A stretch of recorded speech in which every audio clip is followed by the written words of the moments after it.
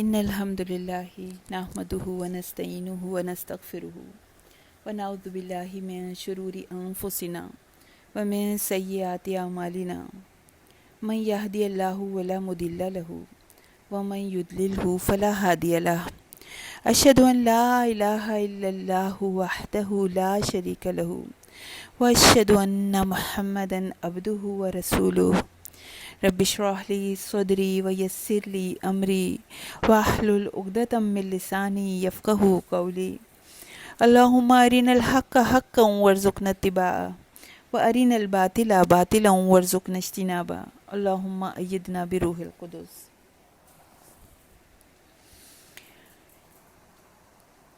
اعوذ باللہ من الشیطان الرجیم بسم اللہ الرحمن الرحیم. ہم ابتدا کرتے ہیں، آغاز کرتے ہیں، شروع کرتے ہیں اپنے رحیم و کریم رب کے نام سے. سورہ مریم اللہ کے کلام کی خوبصورت سورہز میں سے ہے، اور اس سورہ کو اللہ تعالیٰ نے ایک عورت کے نام کر دیا جس کی زہد و تقوی کی، پاکیزگی، عبادت گزاری کے باعث ان کو اللہ تعالیٰ نے تمام جہانوں میں سے چن لیا. تو ہم سورہ مریم کی آیت 19 سے آغاز کریں گے. آیت 19 سے ہم آج انشاءاللہ تعالیٰ شروع کریں گے. اس سے پہلے ہم ایک نظر وہ دیکھ لیتے ہیں کہ جو حضرت مریم علیہ السلام کے واقعے کی جو شروع کی 2-3 آیات ہیں ان پر ایک نظر ڈال دیتے ہیں تاکہ یہ واقعہ ایک سیکوینس میں چلے اور اس واقعے کی کچھ اور ڈائمنشنز بھی جو ہیں وہ ہمارے سامنے آ جائیں. وَاذْكُرْ فِي الْكِتَابِ مریم، اللہ کے نبی صلی اللہ علیہ وسلم کو حکم دیا جا رہا ہے کہ اس بلند پایا اعلیٰ و عرفہ کتاب میں حضرت مریم علیہ السلام کا ذکر کیجیے، جن کو اللہ نے جنت کی عورتوں کا سردار بنایا. اللہ نے اس کتاب کے ذریعے ان کے نام کو بلند فرمایا، ان کی نیکیوں کی قدر افزائی کی. حضرت مریم کے والد کا نام عمران تھا. سورہ آل عمران میں بھی اس کا تذکرہ آتا ہے، تو جس میں ان کی ماں کا بھی تذکرہ آتا ہے اور ان کے والد عمران کا بھی تذکرہ آتا ہے. یہ چھوٹی چھوٹی چیزیں ہمیں پتہ ہونی چاہیے نا. تو اللہ تعالیٰ نے حضرت مریم کی نیکیوں کی بڑی قدر افزائی کی اور ہمیں سکھایا، رہتی دنیا کی خواتین کے لیے مثال بنا دیا، رول ماڈل بنا دیا، بتا دیا کہ اللہ تعالیٰ کسی کی نیکیاں ضائع نہیں فرماتے. جو اللہ کی طرف قدم بڑھائے گا تو اللہ تعالیٰ اس کی قدر افزائی کرے گا، عزت افزائی کرے گا. اللہ کے ہاں بڑا مقام ہے فرما برداروں کا، اطاعت گزاروں کا. تو پھر کیا ہوا؟ اذن تبذت من اہلہا مکانا شرقیہ، جب وہ بیت المقدس کے مشرقی حصے میں اللہ کی عبادت کے لیے الگ ہو گئیں اپنے گھر والوں سے، تاکہ گھر والوں کی محبت ان کے اور ان کے رب کے درمیان نہ آئے، کوئی ڈسٹریکشن نہ ہو ان کی عبادت میں، یکسوئی کے ساتھ وہ عبادت کر سکیں. کیونکہ عبادت فوکسڈ ہو کر ہی کی جاتی ہے. دنیا کی باتیں کرتے کرتے تسبیح کے دانوں کو آگے بڑھاتے جائیں. چلتے پھرتے بھی انسان کو اللہ کا نام پکارنا چاہیے، اپنے کاموں میں بھی اللہ کے نام کو پکارنا چاہیے، لیکن جو الگ سے علیحدگی میں دنیا کے ہنگاموں سے کٹ کے جو عبادت ہوتی ہے اس کا الگ ہی مقام ہے. تو اللہ تعالیٰ نے ہم سے حضرت مریم علیہ السلام جیسی علیحدگی جو ہے وہ مطلوب نہیں رکھی، لیکن تھوڑا سا وقت تو ہم دنیا سے کٹ کر اللہ کی یاد میں گزاریں. اللہ کو بہت محبوب ہے ایسا وقت. اور ایسی بچی جو ابھی ٹین ایجر ہے، ابھی اس نے ٹین ایج میں قدم ہی رکھا ہے، اللہ کو بہت پسند آتا ہے کہ اپنی جوانی میں وہ اللہ کے ساتھ کنیکٹ ہو گئیں. اللہ ہمیں اور ہماری بچیوں کو بھی ایسا شوق، اپنی ایسی محبت عطا فرما دے. اللہ کرے کہ ہماری نمازیں، تہجد، شب قدر، ہماری ذی الحج کے عشرے ہمارے رب کے ساتھ گزریں. اللہ تعالیٰ نے ان کے ان اعمال کو دنیا میں ہر جگہ تک پہنچا دیا، شہرت دے دی جو انہوں نے بالکل چھپ کے کیے تھے. فاتخذت من دونہم حجابا. تو حضرت مریم علیہ السلام نے اللہ کی یاد میں فوکسڈ ہونے کے لیے اپنی ساری کنسنٹریشن کو جمع کر کے ایک آڑ لی تاکہ اپنی ساری انرجی اللہ کی رضا حاصل کرنے کے لیے لگا دیں. اور ہم نے بھی یہ ارادہ کیا تھا نا پچھلے ویک ایک اس پریکٹیکل ہوم ورک کا کہ آپ لوگوں کو کوشش کرنی ہے، ہم سب کو مل کے محنت کرنی ہے کہ اللہ کو راضی کرنے کو اپنا ٹارگٹ بنانا ہے. اللہ کا احسان ہے کہ اللہ نے ہمیں ان دنوں کو دیکھنا نصیب کر دیا، جس کے بارے میں ان دنوں کے بارے میں مسند احمد کی حدیث ہے. حدیث کا نمبر ہے 5446 کہ کوئی دن اللہ تعالیٰ کے ہاں ان 10 دنوں سے زیادہ عظمت والا نہیں ہے، اور نہ ہی کسی دن کا عمل اللہ تعالیٰ کو ان 10 دنوں کے عمل سے زیادہ محبوب ہے. بس تم ان 10 دنوں میں کثرت سے تحلیل یعنی لا الہ الا اللہ، تکبیر یعنی اللہ اکبر، اور تحمید یعنی الحمدللہ کہو. حضرت عمر رضی اللہ تعالیٰ عنہ یہ جو تکبیرات ہیں کہ یہ سب کو ان تینوں تسبیحات کو ملا کے جو پڑھا جاتا ہے، تو حضرت عمر بازاروں میں پھرتے تھے، چلتے پھرتے زور زور سے تکبیرات پڑھتے تھے. تو اللہ کے محبوب ترین دن ہیں، قیمتی ترین دن ہیں. دنیا میں کوئی چیز کتنی ہی قیمتی ہو، ہمیں کیا فائدہ ہوگا؟ کسی کے پاس کتنی ہی قیمتی چیز ہو، کسی کے پاس قیمتی ہیرے جواہرات ہیں، تو اس سے ہمیں کیا فائدہ؟ یہ دن تو بہت قیمتی ہیں، مگر اگر انہیں ہم نے اپنے لیے قیمتی نہیں بنایا، پریشس نہیں بنایا، تو ہمارے لیے کسی کام کے نہیں ہیں، ایسے ہی گزر جائیں گے عام دنوں کی طرح.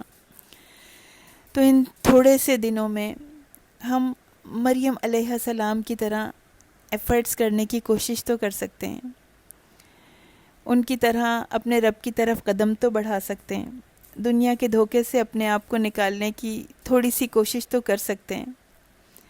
حضرت مریم علیہ السلام کو فالو کر سکتے ہیں. کیا پتہ اللہ تعالیٰ اس کی وجہ سے ہماری دنیا اور آخرت سنوار دے. اور اللہ سے ساتھ ساتھ دعائیں بھی کریں کہ اللہ ہماری ٹوٹی پھوٹی کوششوں میں برکت ڈال دے، ہماری ردی نیکیوں کو قبول کر لے، کیونکہ بڑا رحیم و کریم رب ہے، کسی کو خالی ہاتھ نہیں لوٹاتا. دنیا کے مسائل، مشکلات، آزمائشیں آئیں گی. یہ سب کیوں آتی ہیں؟ استقامت کے لیے. اللہ تعالیٰ ثابت قدمی دیتے ہیں ان کے ذریعے اپنی راہ پر، یہ قدم کو جما دیتی ہیں یہ مشکلات. تو حضرت مریم علیہ السلام پر بھی بہت بڑی آزمائش آئی. کیا ہوا ان کے ساتھ؟ فَأَرْسَلْنَا عَلَيْهَا رُوحَنَا فَتَمَثَّلَ لَهَا بَشَرًا سَوِيًّا. اللہ تعالیٰ نے حضرت مریم علیہ السلام کی طرف حضرت جبرائیل علیہ السلام کو بھیجا انسانی شکل میں. کہا جاتا ہے کہ وہ ایک خوبصورت مرد کی شکل میں حضرت مریم علیہ السلام کے پاس آئے. ایسے وقت میں جب کہ وہ تنہا تھیں، سب سے الگ تھیں، ایک پاکیزہ باحیا متقی لڑکی کا کیا ری ایکشن ہوگا کہ کوئی مرد جو ہے وہ اس کی تنہائی میں اگر آ جائے، تو انہوں نے کیسے ری ایکٹ کیا؟ قالت انی اعوذ بالرحمن منک ان کنت تقیا. اب یہ بہت گریسفل لڑکی ہیں، بہت چھوٹی سی عمر ہے ان کی، کوئی 13-14 سال ان کی عمر بتائی جاتی ہے. بہت حیا والی لڑکی ہیں. کیسا بیہیویئر ہونا چاہیے ان کی بیہیویئر میں؟ ہم کیا دیکھ رہے ہیں؟ کانفیڈنس ہے، بہادری کے ساتھ بات کر رہی ہیں، بدتمیز نہیں ہیں، بدتمیزی سے بات نہیں کر رہی ہیں، کیونکہ ہم سمجھتے ہیں بولڈنس جو ہے وہ شاید بدتمیزی کا کوئی دوسرا نام ہوتی ہے. بات کانفیڈنٹلی کر رہی ہیں اور بات میں لچک نہیں ہے، اپنی بات پوری کر رہی ہیں. یہ حضرت مریم ایک پاکیزہ ماحول کی پلی بڑھی لڑکی ہیں، کوئی ہر وقت ناولز، موویز اور ڈرامے دیکھنے والی لڑکی نہیں ہے، یا پھر ہر وقت گانوں پر پاؤں نہیں تھرکتے رہتے. ایمان والوں کی یہی پہچان ہے، یہی طریقہ ہے کہ جب بھی ان پر کوئی مشکل آتی ہے تو ہر مشکل میں اپنے رب کو پکارتے ہیں، اللہ کا ذکر کرنے والے ہیں، اللہ کو مدد کے لیے پکارتے ہیں. تو نفس کے شر کا شکار نہیں ہوتے. اگر ماحول پاکیزہ نہیں ہے اور اپنے آپ کو ان چیزوں میں لگایا ہوا ہے جو بھٹکانے والی ہیں، تو پھر ایسے وقت میں یہ کیفیت نہیں ہوتی جو اس باحیا لڑکی کی ہوئی، جو ان کی کیفیت تھی، جو ان کا ریئیکشن تھا، پھر ایسا نہیں ہوتا۔ فوراً ایمان والے اللہ کی پناہ مانگتے ہیں۔ انہوں نے رحمان کی پناہ مانگی، کیونکہ رحمان کی پناہ، اللہ کی پناہ سب سے مضبوط ہے۔ تو فوراً اپنے رب کو پکارا کہ بے شک میں رحمان کی پناہ میں آتی ہوں، اگر تم متقی ہو، اگر تم تقوی کی صفات اپنے اندر رکھتے ہو، اگر تم خوف خدا رکھتے ہو، اگر تم اللہ سے ڈرتے ہو۔ اللہ تعالیٰ نے عورت کی فطرت میں حیا رکھی ہے، مگر جب فطرت بگڑ جاتی ہے تو حیا ختم ہو جاتی ہے، اور جب حیا ختم ہو جاتی ہے تو وہ عورت مردوں کے ہاتھوں کھلونا بن جاتی ہے، ان کی تفریح کا سامان بن جاتی ہے، ان کے دل بہلانے کا ذریعہ بن جاتی ہے، اور وہ دل بہلا کے اس سے پھینک دیتے ہیں، اس کو پھینک دیا جاتا ہے، اس کو توڑ دیا جاتا ہے، جیسے کسی کھلونے سے دل بہلا کے اس کو توڑ دیا جاتا ہے۔ اور پھر بے حیائی کے بعد عزت کا مطالبہ کوئی معنی نہیں رکھتا۔ اللہ حیا کا روب ڈالتے ہیں، اللہ تعالیٰ ایمان کا روب ڈالتے ہیں، لوگوں کے دلوں میں لوگوں کو ڈرا دیتے ہیں۔ مردوں کی ہمت نہیں ہوتی ایمان والی لڑکیوں سے غلط بات کرنے کی، ان پہ غلط نگاہ ڈالنے کی۔ تقوی ہی دراصل ہر برائی سے روکنے والی کی ہے۔ اللہ کا ڈر عورت کو بھی بچانے والا ہے اور مرد کو بھی بچانے والا ہے۔ تو حضرت جبرائیل علیہ السلام جب ان کے پاس آئے اور جب انہوں نے دیکھا کہ یہ کمزور سی لڑکی ڈر بھی رہی ہے اور بہادری کے ساتھ بات بھی کر رہی ہے اور اپنے رب کی پناہ میں آ رہی ہے، تو انہوں نے کہا قال انما انا رسول ربک، کہ بے شک میں تمہارے رب کا بھیجا ہوا ہوں۔ یعنی تفسیر ابن کثیر میں آتا ہے کہ اللہ کا نام سن کر، رحمان کا نام سن کر حضرت جبرائیل علیہ السلام کانپ اٹھے اور اپنی اصلی صورت میں آ گئے اور کہہ دیا کہ میں اللہ کا قاصد ہوں۔ واللہ علم کہ وہ مرد کی شکل میں ہی رہے یا اپنی صورت میں آگے، بہرحال تفسیر کے حوالہ میں یہ بات درج ہے۔ تو کہا میں اللہ کا قاصد ہوں، میں اللہ کا بھیجا ہوا ہوں، میں کسی برے ارادے سے نہیں آیا ہوں، میں کوئی بری نیت نہیں ہے میری، تمہارے رحمان رب نے ہی مجھے تمہارے پاس بھیجا ہے۔ تو جو شخص اللہ سے ڈرتا ہے، جو اکاؤنٹیبلٹی کا احساس رکھتا ہے، جو حقیقت میں تقوی رکھتا ہے، اس کو یہ ڈر ہوتا ہے کہ کہیں میرے رب کو میری کوئی بات بری نہ لگ جائے، کہیں ایسا نہ ہو کہ میرا رب مجھ سے ناراض ہو جائے۔ حضرت عمر رضی اللہ تعالیٰ عنہ کتنے روب و دبدبے والے تھے، مشہور تھا ان کا غصہ، ان کا روب اور دبدبا، مگر اتنے واقعات ہیں کہ جب کسی نے ان سے کہا عمر اتق اللہ، اللہ سے ڈرو، تو فوراً ڈر گئے، فوراً اپنی بات سے پیچھے ہٹ گئے۔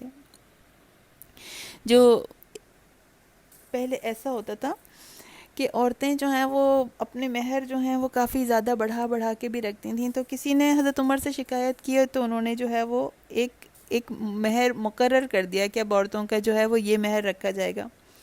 لیکن ایک عورت آئی اور حضرت عمر سے کہنے لگی کہ عمر اتق اللہ، اللہ سے ڈرو، اللہ کے رسول نے اس اماؤنٹ کو فکس نہیں کیا، تو تم کون ہوتے ہو اس اماؤنٹ کو فکس کرنے والے، یعنی مہر کی رقم کو فکس کرنے والے؟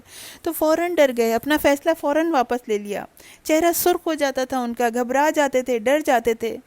صالحین کا یہی طریقہ ہے، اللہ کا ڈر انہیں اپنی بات سے پیچھے لے آتا ہے کہ وہ دیکھتے ہیں، فوراً غور کرنے لگتے ہیں کہ میں نے کوئی برا کام تو نہیں کیا، کہیں میں نے کوئی غلطی تو نہیں کی۔ اور اس میں ہمارے لیے بھی ایک غور طلب بات ہے کہ اگر کوئی ہم سے کہے، کبھی ایسا ہوتا ہے نا کہ کوئی کسی سے کہتا ہے تم اللہ سے ڈرو، تم خوف خدا کرو، تم تو یہ اللہ سے ڈر کے بات کرو، تو کیا ری ایکشن ہوتا ہے، کیا جواب سننے کو ملتا ہے؟ میں کیوں ڈروں، تم اللہ سے ڈرو، میں نے کیا کیا ہے؟ ایمان والوں کی صفت کیا ہے کہ وہ فوراً واپس پلٹ آتے ہیں۔ وَلَمْ يَسِرُّوا عَلَىٰ مَا فَعَلُوهُ وَهُمْ يَعْلَمُونَ، وہ جان بوجھ کر اپنے غلط کام پر اصرار نہیں کرتے، اپنے گناہ پر اصرار نہیں کرتے، جان بوجھ کر اڑے نہیں رہتے کہ نہیں یہ تو انا کا سوال ہے، یہ تو میں نے تو ایسے ہی کیا اور میں نے بالکل ٹھیک کیا ہے اور میں ایسے ہی کروں گا اور میری مرضی ہے. ایسے نہیں ہوتے ایمان والے، فوراً اپنے رب کی طرف پلٹ آتے ہیں. تو اللہ کا ڈر انہیں سیدھے راستے پر رکھتا ہے. تو انہوں نے وہ فوراً ڈر گئے حضرت جبرائیل علیہ السلام، اور کہنے فوراً اپنا مدعا بتا دیا کہ میں جو ہوں وہ میں کیوں آیا ہوں یہاں پر، میں اپنے تمہارے رب کا قاصد ہوں، میں رحمان رب کا قاصد ہوں، اور کیوں آیا ہوں لِأَهَبَ لَكِ غُلَامًا زَكِيًّا، اور میں تم کو اس لیے آیا ہوں کہ میں عطا کروں تجھ کو ایک پاکیزہ لڑکا، یعنی میں تجھ کو ایک فرزند عطا کروں، ایک بیٹا عطا کروں. حضرت مریم علیہ السلام نے جیسے ہی اللہ کا خوف دلایا، اور حضرت مریم جانتی تھیں کہ نیک شخص کو اللہ کا ڈر اور خوف ہوتا ہے، تو حضرت جبرائیل علیہ السلام نے حضرت مریم علیہ السلام کی گھبراہٹ اور خوف کو دور کرنے کے لیے فوراً اپنا مقصد بتایا، اور پھر یہ بھی بتا رہے ہیں کہ گھبرانے کی کوئی بات نہیں ہے، میں آیا نہیں ہوں خود، میں اپنی مرضی سے نہیں آیا بلکہ میں بھیجا گیا ہوں، اور تمہارے ہی رب نے مجھ کو بھیجا ہے، تو میں تمہیں کوئی نقصان پہنچانا نہیں چاہتا. اب اس میں یہ جو مقصد بتایا لِأَهَبَ لَكِ غُلَامًا زَكِيًّا، یہ مقصد سن کر مریم علیہ السلام حیرت زدہ رہ گئیں. اب اس میں مفسرین نے کچھ اور بھی باتیں، کچھ اور پوائنٹس بھی اس سے نکالے ہیں کہ لِأَهَبَ لَكِ غُلَامًا زَكِيًّا، کہ حضرت جبرائیل علیہ السلام نے جو یہ کہا تھا کہ میں اس لیے آیا ہوں تاکہ میں عطا کروں تجھ کو ایک پاکیزہ بیٹا، تو یہ اسناد جو ہیں یہ مجازی ہیں، یعنی یہ اپنے حقیقی معنوں میں یہ بات نہیں کی جا رہی ہے. کوئی فرشتہ، کوئی نبی، کوئی پیر فقیر، کوئی مزار والا، کوئی ولی بیٹا یا بیٹی دینے پر قادر نہیں ہے. بیٹا دینا صرف اور صرف اللہ کی صفت ہے. لوگ مزاروں پر منتیں مانگتے ہیں، اور جب بیٹا پیدا ہوتا ہے تو ان کے نام بھی ویسے ہی رکھ دیتے ہیں، کسی کا نام پیر بخش رکھ دیا، کسی کا نام رسول بخش رکھ دیا. یہ سب شرک ہے. اللہ بعض اوقات عقیدے اور یقین کا امتحان لیتا ہے. نظر جو ہے وہ صرف اللہ کی طرف کی جاتی ہے، اللہ کے لیے کی جاتی ہے. اولیاء اللہ کی نظر ماننا جو ہے وہ بالکل درست نہیں ہے، اور نہ ہی کسی کو وسیلہ بنایا جا سکتا ہے، یعنی کسی شخص کو، کسی انسان کو وسیلہ نہیں بنایا جا سکتا. تو یعنی یہ کانسیپٹ جو ہیں وہ اپنے بالکل صحیح رکھنے چاہیے. یہ بات یاد رکھیں کہ دینے والا صرف اور صرف رب ہے، اس کی مرضی کے بغیر پتہ بھی نہیں ہل سکتا.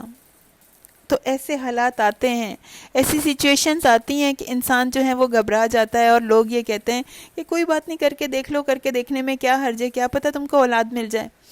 لیکن اللہ دراصل اس وقت امتحان لے رہے ہوتے ہیں کہ تمہارا عقیدہ کیسا ہے، تمہارا یقین کیسا ہے.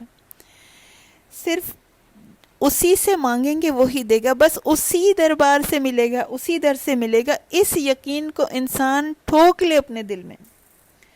تو مریم علیہ السلام یہ سن کر حیرت زدہ رہ گئیں.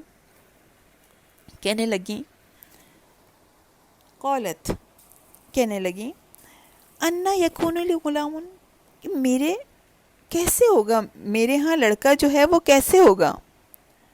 ولم یمسسنی بشر، کہ مجھے کسی بشر نے ہاتھ نہیں لگایا. ولم اکو بغیہ، اور نہ ہی میں بدکار ہوں. کہ حیرت زدہ رہ گئیں، کہہ رہی ہیں کہ مجھے کسی انسان نے ہاتھ نہیں لگایا، یعنی میں شادی شدہ نہیں ہوں، میرا نکاح نہیں ہوا ہے، اور نہ ہی میں برے کام کرنے والی ہوں، کوئی برے کام کرنے والی کوئی بدکار عورت ہوں. لوقا کی انجیل میں ایک بے سروپا روایت ہے نکاح کی حضرت مریم کے. ان کے میں نے آپ کو بتایا تھا نا، بہت ساری انجیلیں ہیں، اور ان کو کمپائل کرنے والوں کے نام لکھے ہوئے. یہ لوقا جو ہے نا، یہ اسی کا نام ہے. تو وہ جو لوقا نے جو کمپائل کی، ان کے ہاں جو اوتھینٹک سمجھی جاتی ہے وہ انجیل، تو اس میں انہوں نے ایک روایت یہ درج کی ہے کہ یوسف نامی کسی شخص سے حضرت مریم کا نکاح ہوا تھا. یہ لکھتے ہیں اپنی انجیل میں. لیکن اگر ان کا نکاح ہوا ہوتا تو یہ خبر جو انہیں دی گئی ہے، بیٹے کی خبر جو انہیں دی گئی ہے، تو یہ خبر تو ان کے لیے مبارک ہوتی، ان کے لیے خوشخبری ہوتی. ان الفاظ کے ساتھ تو وہ تشویش کا اظہار کر رہی ہیں، حیرت کا اظہار کر رہی ہیں، اور وہ اگر ان کا واقعی نکاح ہوتا تو وہ تو اللہ کا شکر ادا کرتی نا. تو قرآن ہمیں بالکل درست علم دیتا ہے. کبھی ہم اس بات میں نہ بھٹکیں. کبھی ایسا ہوتا ہے کہ لوگ کہتے ہیں کہ جو قرآن سے پہلے کتابیں آئی ہیں ان پر بھی تو ہمارا ایمان ہے، ان پر تو ان کی کہی ہوئی بات بھی ٹھیک ہے. یاد رکھیے ان سے پہلے کتابیں جتنی بھی آئی ہیں ان کو قرآن کی روشنی میں دیکھا جائے گا. ہم اس بات پر تو پہ ایمان رکھتے ہیں کہ وہ نازل کی گئی ہیں، مگر وہ درست ہیں اس بات پہ ہمارا ایمان نہیں ہے. ہمیں پتہ ہے کہ اس میں تحریف ہو چکی ہے. صرف اور صرف قرآن ہے کہ جو کہ ہر تحریف سے پاک ہے. تو اس بات کو قرآن نے ان کی اس بات کو جو انہوں نے کہی کہ ان کا نکاح ہو چکا تھا، اور یہود اس سے بھی آگے چلے گئے، نعوذ باللہ انہوں نے ان پر زنا کا الزام لگایا. تو لیکن اللہ تعالیٰ نے اپنی اس کتاب کے ذریعے سے اپنی پاک باز بندی کو بلند کیا، سب کو حقیقت حال بتا دی. سورہ آل عمران میں آیت 45-46 میں حضرت جبرائیل علیہ السلام نے انہیں اس طرح خوشخبری دی تھی. اذ قالت الملائکۃ، جب فرشتوں نے کہا یا مریم اے مریم، ان اللہ یبشرک بکلمات من، اللہ تم کو اپنی طرف سے ایک کلمے کی بشارت دیتا ہے. یعنی حضرت عیسیٰ علیہ السلام ایک کلمے سے پیدا ہوئے، تو ان کو کلمت اللہ بھی کہا جاتا ہے، روح اللہ بھی ان کا نام ہے، کلمت اللہ بھی نام ہے، کہ یہ اللہ کی طرف سے ایک کلمے سے پیدا کیے گئے. ٹھیک ہے، آپ لوگوں کو یاد رہے گا نا انشاءاللہ تعالی. تو اور یہ بھی تو حقیقت ہے، ہر انسان ہی اللہ کے کلمہ کن سے پیدا ہوتا ہے. تو اللہ نے فرشتوں کے ذریعے حضرت مریم علیہ السلام کو خوشخبری دی، ایک کلمے سے، اپنی طرف سے ایک کلمے کی بشارت دی. اور یہ بھی کہا اسمہ المسیح عیسیٰ ابن مریم، کہ وہ کون ہوگا، ان کا نام کیا ہوگا، مسیح عیسیٰ ابن مریم. وجیہاں فی الدنیا والآخرہ، دنیا اور آخرت میں وہ مرتبے والے ہوں گے. ومن المقربین، اور وہ اللہ کے مقربین میں سے ہوں گے. اور بھی ان کے بارے میں بتایا، وَيُكَلِّمُ النَّاسَ، اور وہ لوگوں سے گفتگو کریں گے، لوگوں سے کلام کریں گے، فی المہدی، گہوارے میں، جھولے میں، وَكَهْلًا، اور ادھیڑ عمری میں بھی، وَمِنَ الصَّالِحِينَ، اور وہ صالحین میں سے ہوں گے. تو جھولے میں تو جب وہ پیدا ہوئے انہوں نے کلام کیا، لیکن ادھیڑ عمری میں کس طرح کلام کریں گے، کیونکہ ان کی عمر 30s میں تھی جب اللہ تعالیٰ نے ان کو اوپر اٹھا دیا. تو انہوں نے ابھی ادھیڑ عمری میں تو کلام نہیں کیا. اللہ تعالیٰ نے پہلے ہی بتا دیا کہ وہ واپس آئیں گے، وہ دوبارہ زمین میں بھیجے جائیں گے، اور پھر وہ اپنی عمر کا ایک حصہ وہاں اس زمین پہ گزاریں گے، اور اس وقت ادھیڑ عمری میں کلام کریں گے. تو تب بھی سورہ آل عمران میں بھی یہ ذکر اسی طرح ہے کہ جب حضرت مریم نے اس کا یہی جواب دیا تھا، قال ربی انا یکون لی ولدن، تھوڑا سا غلامن کی جگہ ولدن کا لفظ آ گیا کہ میرے جو ہے وہ بیٹا کیسے ہوگا، ولم یمسسنی بشرن، کہ مجھے تو کسی شخص نے چھوا تک نہیں ہے. تو یہی کلام اس میں بھی آیا. پھر فرمایا قال کذالک، اب اللہ تعالیٰ نے فرشتے کے ذریعے بتا رہے ہیں، قال کذالک، اسی طرح ہوگا. قال ربو کی، اور تمہارا رب جو ہے، تمہارے رب نے فرمایا، ہوا علیہ ہین، یہ مجھ پر بہت آسان ہے، یہ میرے لیے بہت ہلکا ہے. یعنی یہ کام حضرت زکریا علیہ السلام نے بھی یہی کہا گیا تھا نا، قال ربو کا ہوا علیہ ہین، کہ وہ یعنی تمہارے لیے، ان کے لیے بیٹے کا پیدا کرنا اس بڑھاپے میں اللہ کے لیے بہت ہلکا ہے، بہت آسان ہے. تو ابھی بھی اللہ بتا رہے ہیں کہ جس طرح کسی بیٹے کو، کسی کی اولاد کو ماں اور باپ کے ساتھ پیدا کیا جاتا ہے، تو اس کے باپ کے بغیر بھی پیدا کرنا اللہ کے لیے کچھ مشکل نہیں ہے، بہت آسان ہے. وَلِنَجْعَلَهُ، تاکہ ہم بنائیں اس کو، کس کو، حضرت عیسیٰ کی طرف ہے یہو کی ضمیر، آیۃ للناس، ایک نشانی لیے لوگوں کے، ایک بہت بڑی نشانی لوگوں کے لیے، وَرَحْمَةً مِنَّا، اور اپنی طرف سے بہت عظیم رحمت. اب یہ اب یہ دیکھیے، یہ آیتن اور رحمتن پر تنوین آ رہی ہے. یہ تنوین جو ہے، یہ تو تنوین جس پہ آتی ہے، ہم نے آج کیا تھا نا، تنوین جس پہ آتی ہے تو وہ اسم ہوتا ہے. یا تنوین آئے تو وہ اسم ہوتا ہے. تو آیتن اور رحمتن کہا جا رہا ہے، یہ تنوین تعظیم کے لیے، تفخیم کے لیے آ رہی ہے. تو اس لیے اس کا ترجمہ کیا جا رہا ہے. جو اس کا صحیح ترجمہ مفسرین کرتے ہیں، یہ تو ہم نے ورڈ ٹو ورڈ کیا ہوا ہے نا، تو اس کا مفسرین اس کا صحیح ترجمہ کرتے ہیں بہت بڑی نشانی، بہت عظیم رحمت. تو اپنی یہ جو رحمت کی بات کی جا رہی ہے کہ اپنی طرف سے رحمت بنائے، رحمتم منا، اپنی طرف سے رحمت. تو ہر نبی اپنی امت کے لیے رحمت ہوتا ہے، لوگوں کے لیے باعث رحمت ہوتا ہے. اللہ نے کہا کہ اسے ہم عظیم رحمت بنائیں گے، بنی اسرائیل کے لیے بھی اور قیامت تک آنے والے تمام انسانوں کے لیے بھی. کیونکہ مسیح علیہ السلام، حضرت عیسیٰ علیہ السلام نے محمد رسول اللہ صلی اللہ علیہ وسلم کی بشارت دی اور اس بات کا بھی حکم دیا کہ نبی کریم صلی اللہ علیہ وسلم پر ایمان لایا جائے، آپ کی پیروی کی جائے. تو اس طرح انہوں نے جہنم سے نجات کی دعوت دی، جنت میں وہ داخلے کا سبب بنے. تو اس طرح وہ اللہ کی بہت عظیم رحمت کا سبب بنے.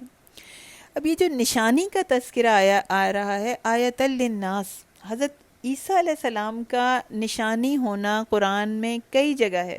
سورہ انبیاء میں بھی آتا ہے، آیت 91 میں وَجَعَلْنَاهَا وَأَبْنَاهَا آیَةً لِلْعَالَمِينَ، اور بنایا ہم نے اس کو، یعنی حضرت وجعلناہا، یعنی اس کو حضرت مریم کی طرف ہا کی ضمیر جا رہی ہے، مریم علیہ السلام کو اور اس کے بیٹے کو، وابناہا، اس کے بیٹے کو، عالمین کے لیے ایک نشانی بنا دیا. اور سورہ مومنون کی آیت 50 بھی ہے، وجعلنا ابن مریم، اور ہم نے بنایا مریم علیہ السلام کو، یعنی وجعلنا ابن مریم، یعنی ابن مریم کو ہم نے بنایا، و امہ، اور اس کی ماں کو، یعنی ان کی ماں کو، حضرت عیسیٰ کی ماں کو، آیتن، ایک بہت بڑی نشانی بنایا.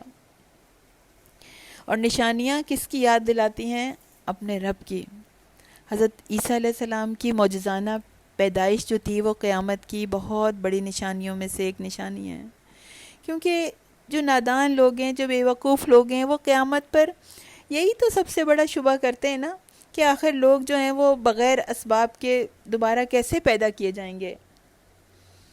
حضرت عیسیٰ علیہ السلام کی پیدائش جو ہے، اللہ نے جو ان کو پیدا کیا بغیر باپ کے، تو یہ اس شبے کا جواب ہے کہ اللہ ہر چیز کو پیدا کر سکتا ہے. ہر چیز اللہ کے کلمہ کن سے ظہور میں آتی ہے. حضرت عیسیٰ علیہ السلام بھی اسی کلمے سے وجود میں آئے. چنانچہ انجیل میں بھی کہا گیا اور قرآن میں بھی، دونوں میں حضرت عیسیٰ علیہ السلام کو کلمۃ اللہ کہا گیا ہے. تو جب انسان جو ہے وہ سائنس کے پیچھے پیچھے چلنے لگتا ہے، اس کا غلام بن جاتا ہے، تو پھر کیا کرتا ہے؟ پھر اللہ کی قدرت کا انکار کرنے لگتا ہے. اللہ نے اپنی قدرت کی نشانیاں طرح طرح دکھائی ہیں. اللہ تعالیٰ نے یہ جو سارے سائنٹیفک لاز بنائے ہیں، جنہیں ڈسکور کیا انسان نے، اللہ ان لاز کا محتاج نہیں ہے. اللہ بتاتا ہے کہ وہ سب کچھ کرنے پر قادر ہے، تاکہ اللہ تعالیٰ نے یہ نشانی بنائی، ان کو بغیر باپ کے پیدا کیا، تاکہ مومنوں کے ایمان میں اضافہ ہو. کسی کی پیدائش کی بھی 4 صورتیں ہو سکتی ہیں، اور چاروں میں سے کوئی بھی اللہ کے سوا کسی کے بس میں نہیں. پہلی صورت کیا ہے؟ وداؤٹ مین اینڈ وومن، یعنی بغیر عورت اور مرد کے پیدائش. تو اللہ تعالیٰ نے کر کے دکھایا. اللہ تعالیٰ نے حضرت آدم علیہ السلام کو بغیر ماں باپ کے پیدا کیا. اور دوسری صورت کیا ہو سکتی ہے؟ وداؤٹ وومن، یعنی بغیر عورت کے انسان کی پیدائش. اللہ تعالیٰ نے حضرت حوا علیہ السلام کو حضرت آدم علیہ السلام کی پسلی سے پیدا کیا، بغیر عورت کے. اور تیسری کیا کنڈیشن ہو سکتی ہے؟ ود مین اینڈ وومن، یعنی مرد اور عورت کے ساتھ جو پیدائش ہوتی ہے، یعنی جیسے تمام انسان جو ہیں وہ اللہ تعالیٰ نے مرد اور عورت سے تمام انسانوں کو پیدا کیا.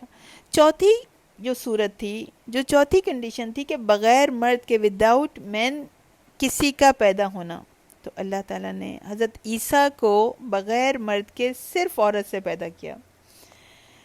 اس سے پہلے بھی حضرت زکریہ علیہ السلام کے یہاں بھی انتہائی بڑھاپے کی حالت میں، ایسی کنڈیشن میں جب کہ کوئی پاسبلٹی نہیں رہ جاتی، اللہ تعالیٰ نے ان کو حضرت یحییٰ علیہ السلام کی نشانی دی، ان کو یحییٰ علیہ السلام کی اولاد دی، تو وہ بھی نوع انسانیت کے لیے یعنی ایک قدرت تھی، ایک نشانی تھی اللہ کی قدرت کی۔ تو جس صورت میں بھی انسان کی پیدائش ممکن تھی، وہ صورتیں اللہ نے اپنی قدرت سے دنیا میں دکھا دیں، اور انسان تو دور کی بات ہے، کوئی مکھی تک نہیں پیدا کر سکتا، کسی کے بس میں نہیں ہے۔ سورہ آل عمران کی آیت 47 ہے، قَالَ كَذَلِكَ اللَّهُ يَخْلُقُ مَا يَشَاءُ، اللہ نے فرمایا ایسا ہی ہوگا، اللہ پیدا کرتا ہے جو وہ چاہتا ہے، اس کو کوئی نہیں روک سکتا، اسے کسی کے آگے جواب دہ نہیں ہونا۔ اِذَا قَضَىٰ أَمْرًا، جب وہ کسی بات کو پورا کرنے کا فیصلہ کر لیتا ہے، جب وہ کسی بات کو پورا کرنا چاہتا ہے، کسی امر کا ارادہ کر لیتا ہے، فَإِنَّمَا يَقُولُ لَهُ كُن فَيَكُونُ، تو وہ اللہ کہتا ہے کن تو ہو جا، تو وہ ہو جاتا ہے۔ تو اللہ کے لیے اس میں کوئی مشکل بات نہیں ہے، اللہ کے لیے اس میں کوئی بڑا کام نہیں ہے، یہ اللہ کی قدرت کی ادنا نشانیوں میں سے ہے حضرت عیسیٰ علیہ السلام کی پیدائش۔ اور اللہ نے کہا وَكَانَ أَمْرًا مَقْضِيًّا، مقضیہ قضا یقضی سے اس میں مفعول ہے، معنی فیصلہ کیا ہوا، کانا ہمیشگی کے لیے آ رہا ہے، یعنی ترجمہ کیا ہو رہا ہے کہ شروع سے، ابتدا سے ہی یہ بات طے ہو چکی ہے، یہ فیصلہ ہو چکا ہے، یہ بات تقدیر میں لکھی جا چکی ہے، اور یہ بات کسی طرح سے ٹل نہیں سکتی، ایسا ہی ہونا ہے، ایسا ہی ہوگا۔ تو پھر کیا ہوا؟ فَحَمَلَتْهُ، تو وہ اس پریگنینسی کو لے کے، اس حمل کو لے کے، تو اس نے اٹھایا اسے، یعنی اس حمل کو اٹھایا، فَانْتَبَذَتْ، تو وہ جدا ہو گئیں، الگ ہو گئیں۔ ہم نے پہلے بھی یہ ورڈ آیا تھا تو ہم نے بتایا تھا کہ مجمع سے الگ ہو جانا، ہٹ کر، مجمع سے ہٹ کے الگ ہو جانا، تو وہ جدا ہو گئیں، الگ ہو گئیں، بہی ساتھ اس کے، یعنی حضرت عیسیٰ علیہ السلام کے ساتھ، اس پریگنینسی کے ساتھ، مکاناً قصیہ، ایک دور کی جگہ چلی گئیں۔ اقصیٰ کہتے ہیں بہت زیادہ دور، قصیہ بھی کبھی مطلب دور ہوتا ہے، قوف سین واو اس کا روٹ ہے، اس کا مطلب بھی دور ہے، لیکن اقصیٰ اور زیادہ دور۔ امام محمد بن اسحاق رحمۃ اللہ علیہ فرماتے ہیں کہ جب حمل کے حالات ظاہر ہو گئے، لوگوں نے باتیں بنانی شروع کر دیں، تو آپ جو ہیں حضرت مریم جو ہیں وہ سب سے کنارہ کش ہو گئیں کہ انہیں کوئی نہ دیکھے اور نہ وہ کسی کو دیکھیں، تو آپ ایک بہت دور کی جگہ بیت اللحم میں آ گئیں۔ اور ایک قول بھی انجیلوں سے پتہ چلتا ہے کہ بیت المقدس سے 8 میل دور ایک جگہ تھی، اس بستی کا نام تھا بیت اللحم۔ معراج کے واقعے میں بھی جو حدیث بیان کی جاتی ہے، اس میں حضرت عیسیٰ علیہ السلام کی پیدائش کی جگہ بیت اللحم بتائی گئی ہے، تو غالباً یہ وہی جگہ ہے۔ حضرت مریم علیہ السلام کی اس وقت کیا کیفیت تھی؟ شدید پریشانی میں، کرب میں مبتلا ہوئی ہوں گی وہ، اپنا ماحول ان کو وحشتناک محسوس ہو رہا ہوگا، چھوٹی سی عمر ہے، 13 یا 14 سال کی، ساری عمر عبادت میں گزاری ہے، کسی قسم کے حالات، یعنی ایسے حالات، کوئی برے حالات نہیں دیکھے کہ کوئی اس طرح ایسے اتار چڑھاؤ سے نہیں گزری، ایک پاکیزہ ماحول میں انہوں نے زندگی کے چند سال گزارے ہیں، اور اللہ تعالیٰ نے اس چھوٹی سی عمر میں یہ آزمائش ڈال دی۔ اللہ تعالیٰ صالحین کی آزمائش کرتے ہیں، نیک لوگوں پر بہت سخت آزمائشیں آتی ہیں، ساری زندگی نیکیوں میں گزاری، نیک نامی، ان کی کتنی نیک نامی تھی نا، ان کی شہرت ہی نیک تھی، ان کے نام کو عزت کے ساتھ جانا اور پہچانا جاتا تھا، تو انہوں نے اپنی عبادت سے، اپنی نیکیوں سے یہ عزت کمائی تھی، مگر عمر بھر کی کمائی جو ہے وہ داؤ پر لگ گئی، ساری عزت جو ہے وہ داؤ پر لگ گئی، لوگوں کے اشارے، تمسخر، ان کی ہنسی اڑانا، ان کی نگاہیں امتحان بن گئی حضرت مریم کے لیے، زندگی دوبھر ہو گئی۔ تو مشکل آتی ہے، مصیبتیں آتی ہیں، ہمارے ساتھ کیا ہوتا ہے کہ جب ہم پہ کوئی مصیبت آتی ہے، کوئی مشکل آتی ہے، تو ہم اپنے رب سے بدگمان ہونے لگتے ہیں، خیال آنے لگتے ہیں کہ میں نے تو اتنی نیکیاں کی، میں نے تو ایسے دین کا کام کیا، میں نے تو یہ حج کیے، عمرے کیے، میں نے روزے قضا نہیں کیے، میں تو نمازیں پڑھنے والی ہوں، میں تو 5 وقت کی نمازیں پڑھنے والی ہوں، تو ایسا اللہ تعالیٰ نے میرے ساتھ ایسا کیوں کیا؟ اور بعض اوقات لوگ ایسی باتیں کرنے لگتے ہیں کہ میں نے یہ نیک کام کیے تو میرے ساتھ ایسا کیوں ہوا، مجھے یہ بدلہ اللہ نے کیوں دیا، میں نے تو اچھے کام کیے تو اس کا بدلہ مجھے ایسے کیوں ملا؟ حضرت مریم علیہ السلام اتنی متقی ہیں، اتنی پاک باز ہیں، لیکن اتنی شدت کی آزمائش ہے۔ اللہ نے بتا دیا وَكَانَ أَمْرًا مَقْضِيًّا، یہ تو ہو کے رہنے والا ہے، اٹل ہے، لکھ دیا گیا، یہ تو ہونا ہے تمہارے ساتھ۔ اور پھر جب انہوں نے دیکھا کہ حالات ایسے ہیں اور اس کنڈیشن میں انہوں نے کیا کیا، انہوں نے سوچا کہ کوئی تدبیر کرنی چاہیے، کہ اس شدت کی پریشانی میں انہوں نے یہ تدبیر کی کہ وہ اپنے اس ماحول سے باہر نکل کر آ گئی۔ چھوٹی سی ہیں، کم عمر ہیں، اور اس ماحول میں، اس کرب میں، اس ایسی کنڈیشن میں بھی انہوں نے یہ تدبیر کی کہ مجھے اس انوائرمنٹ کو چھوڑ دینا چاہیے، اس سے باہر آ جانا چاہیے، تاکہ سکون حاصل کرنے کی کوئی صورت نکل آئے۔ لوگوں کی باتوں سے بچنے کا ایک ٹیمپرری حل انہوں نے یہ سوچا۔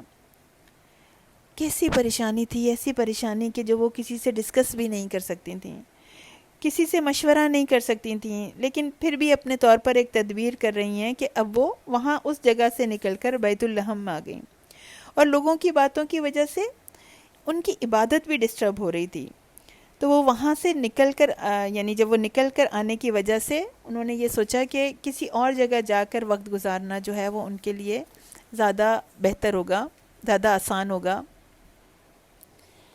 آیت 23، فَأَجَاءَهَا، اب یہ جا آپ کو پتہ ہے، آپ پہلے بھی ورڈ آ چکا ہے، جا کا مطلب آیا، اجا کا کیا مطلب ہے؟ دیکھیں، جا تو ہے ثلاثی مجرد، تین ورڈ کا، اس کا 3 حرف کا اس کا روٹ ہے، اس کا مطلب ہے آنا، یعنی خود آنا، اور اجا ثلاثی مزید فیہ، یعنی ایک حرف کا اور اضافہ ہو گیا، یعنی 3 ثلاثی کا مطلب 3 ہوتا ہے نا، تو اس میں ایک حرف اور بڑھ گیا، یعنی حمزہ جو ہے وہ اس سے پہلے اور آ گیا، تو اس حمزہ نے اس کے معنی میں اضافہ کر دیا کہ ایک تو ہوتا ہے خود آنا، دوسرا ہے لے کر آنا، یعنی تو لایا ہا اس کو، المخادو، المخادو کیا ہے؟ درد زہ، یعنی لیبر پین، تو وہ درد، وہ تکلیف، وہ ولادت کی تکلیف ان کو لے کر آئی، الا جذع النخلتی، طرف کھجور کے تنے کے، یعنی وہ کھجور کے تنے کی طرف آئیں۔ اب اس میں بہت ساری چیزیں قابل غور ہیں۔ ایک تو یہ بات کہ ان نخلتی آ رہا ہے، نخلا پر الف لام ہے، اسے کہتے ہیں معرف باللام بھی کہا جاتا ہے اس کو، کہ الف لام بتا رہا ہے کہ یہ کوئی خاص درخت تھا، یا کم از کم اس سے، یعنی اس کے بارے میں ان کو علم تھا۔ تدبر القرآن میں آتا ہے کہ ممکن ہے کہ اس ذہنی پریشانی کے عالم میں، یعنی تفسیر کا نام ہے، تو اس میں اس ذہنی پریشانی کے عالم میں ان کو کوئی غیبی اشارہ ہوا ہو کہ جب ولادت کا وقت قریب آئے تو فلاں کھجور کے درخت کے پاس چلی جائیں، اس درخت کے پاس جو ہیں وہ جا کر قیام کریں۔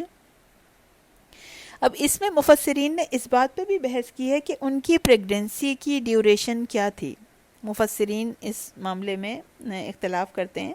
اکرمہ رحمۃ اللہ علیہ کہتے ہیں کہ یہ جو پریگننسی تھی یہ 8 ماہ تک رہی۔ کچھ مفسرین کہتے ہیں کہ یہ وقت جو ہے وہ 9 منتھ کا تھا۔ ابن عباس فرماتے ہیں کہ یہ فوراً پریگننسی ہوئی اور فوراً ولادت۔ ابن کثیر نے اس میں بحث کی ہے کہ ابن عباس کو شاید اس آیت کے ظاہری الفاظ سے یہ گمان ہوا ہو، کیونکہ پریگننسی کا، پھر الگ ہونے کا، انتبذت الگ ہونے کا، اور پھر لیبر پین کا تذکرہ جو ہے وہ ساتھ ساتھ ہی آ رہا ہے، یعنی یہ جو آ رہا ہے یہ تعقیب کے لیے آ رہا ہے۔ یعنی ابن کثیر یہ کہتے ہیں کہ یہ جو ساتھ ساتھ تذکرہ کیا جا رہا ہے، اس طرح تو اور بھی قرآن میں تذکرہ آیا ہے، جیسے کہ ہم نے انسان کو کھنکھناتی ہوئی بچتی ہوئی مٹی سے پیدا کیا، اور پھر اس کو بطور نطفہ رحم میں ٹھہرایا، اور پھر نطفے سے لوتھڑا بنایا، اس سے ہڈیاں بنائی، اور لیکن حدیث میں کیا آتا ہے کہ ان دونوں حالتوں میں تقریباً 40 دن کا فاصلہ ہوتا ہے۔ تو واللہ عالم بالصواب، ہو سکتا ہے کہ وہ پریگنینسی فوراً ہوئی اور انہوں نے 9 منتھ نہیں کیے، لیکن جمہور علماء کہتے ہیں کہ انہوں نے یہ پورا ٹائم گزارا۔ اور پھر جب وہ کھجور کے تنے کی طرف آ گئیں، جب ان کو لیبر پین شروع ہو گیا، تو شدید ذہنی اور جسمانی کیفیت میں تھیں، تو انہوں نے ان کا جملہ قرآن نے لکھا ہے، قالت، کہنے لگی، یا لیتنی، اے کاش میں مر چکی ہوتی، قبل ھذا، اس سے پہلے میں مر چکی ہوتی، وکنت، اور ہوتی میں، نسیم منسیا، بھولی ہوئی اور بھلائی ہوئی۔ کیا حال ہوا ہوگا؟ یہ جملہ جو ہے حضرت مریم علیہ السلام کے دلی احساسات کی ایک عکاسی کر رہا ہے کہ ایک پاکیزہ ماحول کی، ایک ویل نون فیملی کی، ایک بہت عزت دار گھرانے کی ایک نیک، پاک باز، عفیفہ، باحیا، کنواری لڑکی ہے، اس کو اس بات کا احساس کہ وہ لوگوں کو کیسے سمجھائے گی، اپنی رسوائی کا احساس، اپنی بے عزتی کا احساس، سخت ترین مرحلہ ہے، کیسے گزرے گا یہ؟ ذہنی کرب الگ ہے، جسمانی تکلیف الگ ہے۔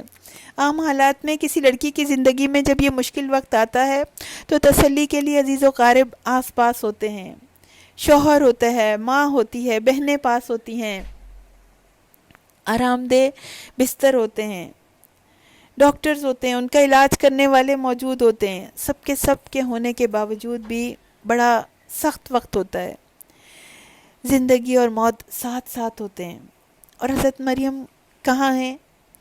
جنگل و بیابان میں ہیں، تنہا ہیں، اکیلی ہیں، شدید تکلیف سے گزر رہی ہیں، کوئی تسلی کے دو بول کہنے والا نہیں ہے، کم عمر ہیں، خوف زدہ ہیں، ذہنی پریشانی بھی مسلط ہے، مستقبل کے اندیشے بھی ہیں، لوگوں کے طعنوں تشنوں کا خوف بھی ہے، رسوائی کا بھی دھڑکا لگا ہوا ہے، شدید جان کنی کی کیفیت ان پہ طاری ہے، اور اس بات کا خوف کہ بچے کے ساتھ کیا ہونے والا ہے، یہ خوف بھی الگ ہے۔ کس طرح سے وہ لوگوں کو یقین دلائیں گی کہ وہ فاحشہ نہیں ہے، وہ بدکار نہیں ہے، اور یہ اللہ کا حکم ہے؟ تو کہہ رہی ہیں، قالت یا لیتنی مت قبل ھذا وکنت نسیا منسیا، کہ اے کاش میں اس سے پہلے مر چکی ہوتی، بھولی بسری ہو گئی ہوتی، کسی کو یاد نہ ہوتی، میرا کوئی ذکر نہ ہوتا، مجھے کوئی نہیں جانتا۔ ایک عام لڑکی بھی ماں بنتے وقت یہ تمنا نہیں کرتی، یہ نہیں کہتی کہ میں مر جاؤں۔ یہ ایک خاص جذباتی بحران کی نشاندہی ہو رہی ہے کہ ایک خاص کیفیت ہے، انسان ہے، یہ ایک نیچرل ری ایکشن ہے۔ اور یہ جو مرنے کی دعا ہے، ماتا یموتو، موت، مرنے کی دعا، اس سے ہمیں یہ پتہ چلتا ہے کہ اگر فتنے کا ڈر ہو تو موت کی تمنا جائز ہے۔ عام حالات میں موت کی دعا نہیں مانگی جا سکتی، کوئی مشکل حالات بھی ہوں تو انسان یہ دعا کر سکتا ہے کہ اے اللہ مجھ کو زندہ رکھ جب تک کہ میرا زندہ رہنا بہتر ہو، اور مجھے موت دے دے جب کہ موت میرے لیے بہتر ہو۔ لیکن فتنے کی صورت میں انسان جو ہے، مفسرین کہتے ہیں کہ یہ موت کی تمنا کی جا سکتی ہے۔ تو پھر کیا ہوا؟ فَنَادَاهَا مِن تَحْتِهَا، تو اس نے پکارا اس کو نیچے سے اس کے۔ عبد تکلیف میں ہو، پریشانی میں ہو، غم میں ہو، اور رب نہ جانتا ہو، ایسا نہیں ہو سکتا۔ مشکل وقت آتے ہیں، آزمائشیں آتی ہیں، مگر ایمان والوں کو ان کا رب تنہا نہیں چھوڑتا، بے یار و مددگار نہیں چھوڑتا، وہ ایک ایک درد کو جانتا ہے، ایک ایک آنسو سے باخبر ہے۔ دل کے احساسات، پریشانیاں، مسائل، کرب، یہ سب چیزیں انسان کے درجات کو بلند کرتی ہیں، گناہوں کو مٹا دیتی ہیں۔ حضرت مریم علیہ السلام نے تو کوئی گناہ کیا ہی نہیں تھا، بہت پاکیزہ تھیں، عبادت گزار تھیں، اللہ کی معرفت رکھنے والی تھیں۔ اللہ نے ان تکالیف کے باعث ان کے درجات بہت بلند کر دیے اور تمام عالمین کی خواتین پر ان کو چن لیا۔ تو اس وقت اس شدت کی تکلیف میں، اس ذہنی کرب میں اللہ نے اپنی مدد بھیج دی۔ حضرت جبرائیل علیہ السلام آئے، مگر ان کی کنڈیشن کی وجہ سے سامنے نہیں آئے، ان کے احترام کی وجہ سے ان کے نیچے کی سائٹ پر ایک مقام سے انہیں پکارا، من تحتہا فناداہا، من تحتہا، تھوڑی دور سے نیچے کی طرف سے، تاکہ ایک باحیا لڑکی جو ہے وہ ان کے آنے سے پریشان نہیں ہو۔ تو جب انہوں نے پکارا تو یہ سمجھ گئیں کہ یہ اسی فرشتے کی آواز ہے جنہوں نے کہ حضرت عیسیٰ کی خوشخبری سنائی تھی۔ تو وہ اللہ کا پیغام لے کے آئے ہیں۔ کیا تھا اللہ کا پیغام؟ رب کریم نے تسلی کا پھایا رکھ دیا، لطیف و خبیر ہے نا۔ اللہ تحزنی، کہ تم مت غم کرو، غم نہیں کرو۔ اللہ کی سنت ہے کہ جب جب ایمان والوں کو کوئی مشکل پیش آتی ہے، جب وہ غم میں ہوتے ہیں، کرب میں ہوتے ہیں، تو اللہ تنہا نہیں چھوڑتا۔ جیسے نبی کریم صلی اللہ علیہ وسلم اور حضرت ابوبکر رضی اللہ تعالیٰ عنہ جب غار ثور میں اکیلے تھے، سب سے چھپتے چھپاتے، جب انہیں جان کا خطرہ تھا، تو نبی کریم صلی اللہ علیہ وسلم نے فرمایا تھا لا تحزن ان اللہ معنا، اللہ ہمارے ساتھ ہے۔ تو اللہ تعالیٰ نے ان کے اوپر سکینت نازل فرمائی تھی اور کہا تھا وَأَيَّدَهُ بِجُنُودٍ لَّمْ تَرَوْهَا، کہ ایسے لشکروں سے مدد کی جو تم کو نظر نہیں آ رہے تھے۔ تو اللہ انبیاء کو، صالحین کو، ایمان والوں کو تنہا نہیں چھوڑتے، ان پر سکینت نازل کرتے ہیں۔ تو اللہ نے ہمت بندھائی، تسلی دی کہ تمہارا رب موجود ہے، مت تم غم کرو، پریشان نہیں ہو، تم تنہا نہیں ہو۔ اور اس وقت وہ پیاس بھی محسوس کر رہی تھیں، مفسرین کہتے ہیں کہ وہ پیاسی بھی تھیں۔ تو اللہ تعالیٰ نے انہیں خوشخبری دی، قد جعل ربکی تحتکی سریہ، کہ ان کو یہ خوشخبری دی کہ تمہارے نیچے ایک چھوٹی سی نہر، ایک چشمہ جو ہے وہ بہا دیا گیا۔ تو اللہ تعالیٰ نے مومنوں کو بھی جنت کی خوشخبری دی ہے نا، جگہ جگہ قرآن میں آیا جنات تجری من تحتہا الانہار، کہ ایسی جنت جن کے نیچے نہریں بہہ رہی ہوں گی، ایمان والوں کے لیے ہوں گی۔ تو حضرت مریم علیہ السلام پر اللہ کی کرم نوازی کے دنیا میں ہی انہیں ان کے نیچے اللہ تعالیٰ نے نہر بہا دی، ان کی تراوٹ کے لیے، ان کی پیاس بجھانے کے لیے۔ اللہ کوئی چھوٹا سا انتظام بھی کر سکتا تھا، مگر ایسی پاک باز نیک خاتون کے لیے اللہ نے نہر بہا دی تاکہ رہتی دنیا تک کے لوگوں کو معلوم ہو کہ اللہ اپنے چاہنے والوں کا اکرام کیسے کرتا ہے، کیسے اپنی کرم نوازی کرتا ہے، کیسے اپنی نوازشیں کرتا ہے۔ کذالک نجزی المحسنین، اللہ ایسے ہی تو نیکی کرنے والوں کو جزا دیتا ہے۔ تو انہوں نے موت مانگی تھی، اللہ نے پانی عطا کر دیا۔ پانی زندگی کی نشانی ہوا کرتا ہے۔ کہا غم نہیں کرو، اللہ نے ان کو اپنی رحمت سے ڈھانپ لیا۔